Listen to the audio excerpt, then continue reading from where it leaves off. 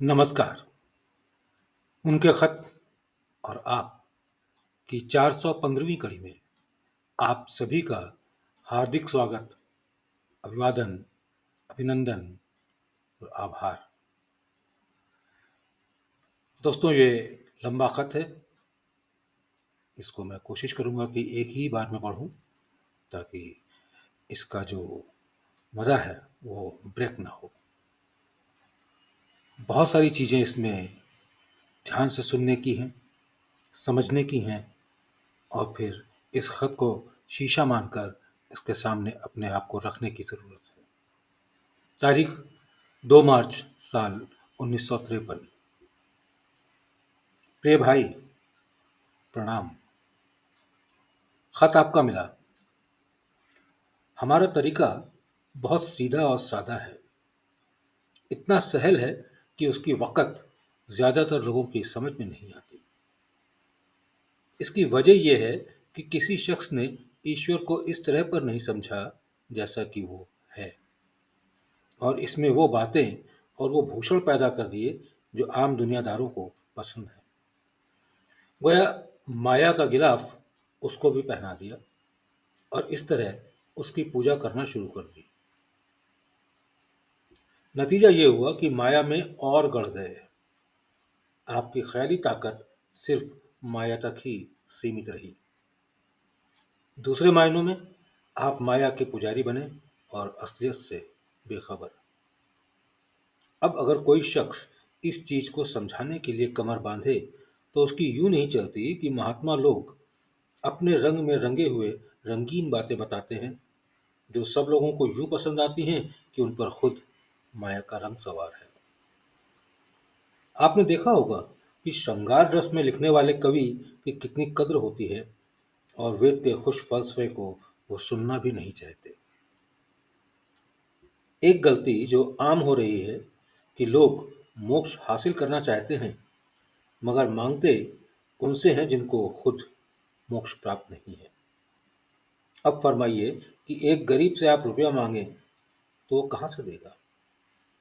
और भाई, है भी यही बात कि अक्सर लोगों को मोक्ष की तमन्ना ही नहीं होती, बल्कि ये ज़रूर है बल्कि दुनियादारी के काम निकालने के लिए देवी देवताओं की पूजा करते हैं। ये ज़रूर है कि इसमें चंद ऐसे भी होंगे जो ईश्वर की पूजा भी कर लिया करते हैं। ऐसे लोग ब्रह्म विद्या के मतलब के नहीं होते और ना उनको आ सकती है। हमें तो यूनिटी की तरफ रुजू होना चाहिए क्योंकि ईश्वर एक है, मगर इसके खिलाफ इसके हम डाइवर्सिटी की तरफ जाते हैं। गोया ख्याल के दरिया में हम हजारों नहरें बना लेते हैं।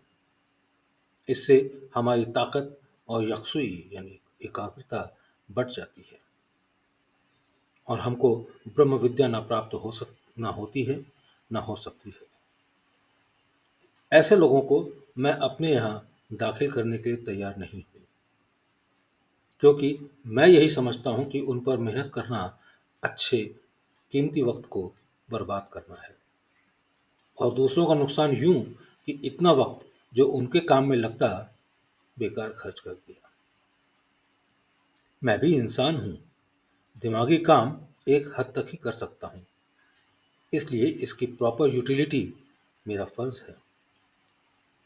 हमारे यहाँ सिर्फ एक ही पूजा ईश्वर की चल सकती है। ये नहीं हो सकता कि आप या कोई दुर्गा, हनुमान, शिव वगैरह की उपासना साथ साथ करते चलें। इसकी वजह मैं ऊपर लिख चुका हूँ। अगर कोई शख्स इस कदर कमज़ोर तबीयत का है कि वो मुख्तलिफ पूजाओं को छोड़ नहीं सकता तो मैं उससे कहता भी नहीं कि वो छोड़ दे, मगर मेरी जिम्मेदारी उसकी तरक्की की ऐसी हालत में बिल्कुल नहीं रहती। अफसोस तो ये है कि जो शख्स उम्र भर मुख्तलिफ पूजाएं करता रहे, अगर उसको उन पूजाओं में फेथ है तो दूसरे किस्म की पूजा का ख्याल ही नहीं आना चाहिए। दूसरी किस्म की पूजा का ख्याल आने के मायने यही हैं कि उसका कॉन्शियस खुद उसकी गलती बता रहा है। ये और बात है कि वो उसको माने या ना माने। अब आप अपना हाल सुनिए। जो मुख्तलिफ पूजाओं का आप पर असर हुआ है, उसका नतीजा ये हुआ कि आप में विल बिल्कुल नहीं रही और इस वजह से आप मेहनत करना भी भूल गए। तबीयत में आपके मुमकिन है कि कुछ फिक्र माइंडेडनेस भी पैदा हो गई हो और ये बात भी पैदा हो गई हो कि ऐसे शख्स पर जिसका बेहतर असर आपने महसूस किया, उस पर एतकाद करने के लिए गवारा ना करती हो। भाई साहब माफ़ कीजिएगा, मैं ये सब बातें इसलिए लिख रहा हूँ कि मुमकिन है कि आप इससे कुछ फ़ायदा उठा लें।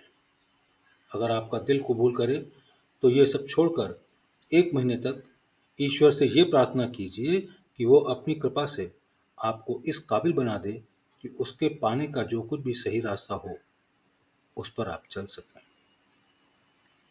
प्रार्थना इस तरीके से होनी चाहिए जैसे एक दुखिया आहें भर-भर कर अपने मालिक से दुख-सुख कहता है और उसकी दया और कृपा के लिए प्रार्थना करता है।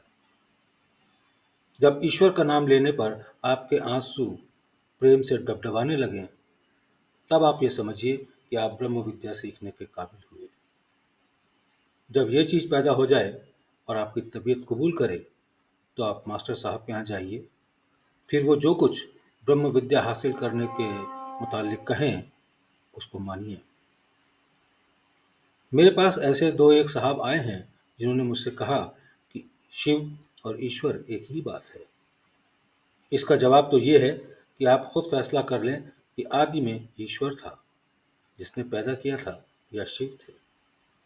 आपको तो आदि की खबर रखना चाहिए जहाँ पर ईश्वर है। मुझसे ये भी कहा गया, दुर्गा भी तो ईश्वर की पैदा की हुई हैं, उसमें भी तो ईश्वर की शक्ति मौजूद है, इसलिए उसको पूजने से भी ईश्वर मिल सकता है। मैं कहूँगा कि नौकर भी तो आपका ईश्वर का पैदा किया हुआ है और उसमें भी तो ईश्वर की शक्ति मौजूद है, उसको आप क्यों नहीं पूछते? और फिर नौकर में ये ख़ुसूसियत है, ये ख़ासियत है कि आपके जिस्म को आराम देता है और खिदमत भी करता है। ये सब भूल है। तार पर कंट्रोल करने से पावर हाउस तो आपके कंट्रोल में नहीं आ जाता। न्याज़मंद रामचंद्र। Thank you.